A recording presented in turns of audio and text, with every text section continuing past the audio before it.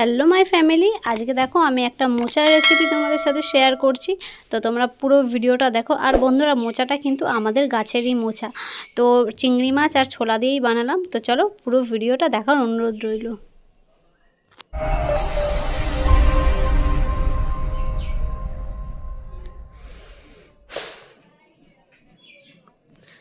তো বন্ধুরা দেখো, আগেই বললাম আমাদের গাছের মোচা। এই যে এখানে অনেকগুলো কলা গাছ রয়েছে।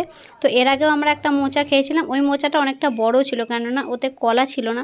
আর এবারের মোচাটা দেখো যখন কুচিয়েছি কতটা অল্প হয়ে গেছে অনেকটা। তো দেখো মোচাটা কিন্তু কুচিয়ে মানে এখানে গরম জলে একটু ভাপিয়ে নিচ্ছি যাতে কষটা চলে যায়, নুন দিয়ে ভাপিয়ে নিয়েছি।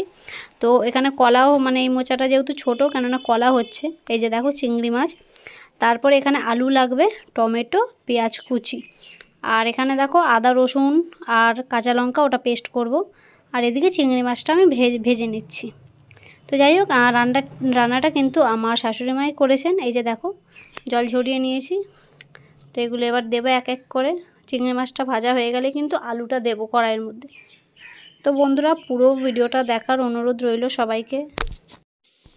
তো গাইস দেখো, আমরা কিন্তু চিংড়ি মাছটা তুলে নিলাম, এবারে আলুটাকেও দিয়ে দিলাম। তো এই যে আলুটা এখন ভালো মতন একটু ভাজা হয়ে গেলেই এই যে এখানে দেখো পেস্ট করব আমি এটাকে। আদা ছিল, রসুন আর কাঁচা লঙ্কা। দেখো বন্ধুরা, আলুটা ভাজতে ভাজতে কিন্তু এই যে ছোলাটা ভিজিয়ে রেখেছিলাম, কাঁচা ছোলা। তো দেখতে পাচ্ছ পরিমাণটা অনেকটাই আছে কাঁচা ছোলা, তো সেটাও দিয়ে দিয়েছি। তারপরে কুচিয়ে পেঁয়াজ রেখেছিলাম, সেটাও দিয়ে দিয়েছি। তারপরে ওই যে মিক্সির মধ্যে আদা রসুনটা যে পেস্ট করেছি সেটাও আমরা দিয়ে দিলাম। তো এবারে দিয়ে এটা ভালো মতো নাড়াচাড়া করতে হবে অনেকক্ষণ ধরে। তো অনেকক্ষণ কষাতে হবে। তো দেখো এটা কষাতে কষাতে এবারে কিন্তু টমেটো দেওয়া হলো। টমেটো আমরা এখানে একটা বড় সাইজের টমেটো নিয়েছিলাম। তো দেখো যেহেতু লেগে যাচ্ছে তাই না, একটু জল দিয়ে দিলাম, কেননা কড়াইয়ের মধ্যে একদম লেগে যাচ্ছে, নাড়ানো যাচ্ছে না, তাই অল্প পরিমাণে জল দিয়ে দিলাম। তো দেখো এবারে কিন্তু সেদ্ধ মোচাটা দিয়ে দিলাম। যেটা নুন দিয়ে ভাপানো হয়েছিল যাতে কষটা না লাগে। তো বন্ধুরা, তোমাদেরকে ফুল ভিডিওটা দেখার অনুরোধ রইল। তো যারা ভিডিওটা দেখে লাইক কমেন্ট করছো তাদেরকে অনেক অনেক ধন্যবাদ আমার পাশে থাকার জন্য। তো দেখতে পাচ্ছ বন্ধুরা, লেগে যাচ্ছে কিন্তু, তো তাই জন্য কিন্তু অল্প অল্প জল দেওয়া হচ্ছে।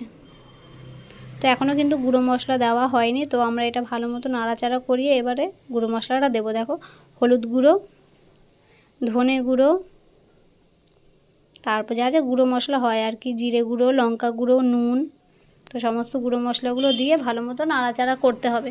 তো ভীষণ অনেকক্ষণ ধরে কিন্তু কষাতে হবে বন্ধুরা, কষানোর ওপরেই কিন্তু টেস্ট। আর মোচাটা না কষালে ভালো লাগবে না, এক কষকষ লাগবে আর কি, যে কারণে অনেকক্ষণ ধরে কষানো হয়েছে। তো দেখো একে একে সমস্ত গুঁড়ো মশলা দিয়ে দেওয়া হলো, লঙ্কা গুঁড়ো, হলুদ গুঁড়ো, জিরে গুঁড়ো, ধনে গুঁড়ো। এই যে দেখো বন্ধুরা, তো এটা ভালো মতো নাড়ানো হচ্ছে। তো বন্ধুরা, তোমরা যারা নতুন আমার ইউটিউবে, তো তোমাদেরকে জানাচ্ছি আমার ইউটিউব চ্যানেলটাকে প্লিজ সাবস্ক্রাইব করে দিও। আমি এখানে রান্নার ভিডিও আপলোড করি, ভ্লগ ভিডিও আপলোড করি। তো যাই হোক, রান্নার ভিডিওতে আমার বেশি ভিউজ আসে, যে কারণে আমি টুকটাক রান্নার ভিডিও আমি তোমাদের সাথে শেয়ার করি। তো দেখো তোমাদের সাথে কথা বলতে বলতে কিন্তু এটা কিন্তু কষানো হয়েই গেছে, দেখতেই পাচ্ছ। এবারে কিন্তু আমরা চিংড়ি মাছটা দিয়ে দেবো। এই যে চিংড়ি মাছটা দিয়ে দেওয়া হলো। চিংড়ি মাছটা কিন্তু মোটামুটি বড়োই ছিল, কিন্তু দেখো বন্ধুরা ভাজার পরে কেমন মানে ছোট্ট মতন হয়ে গেছে।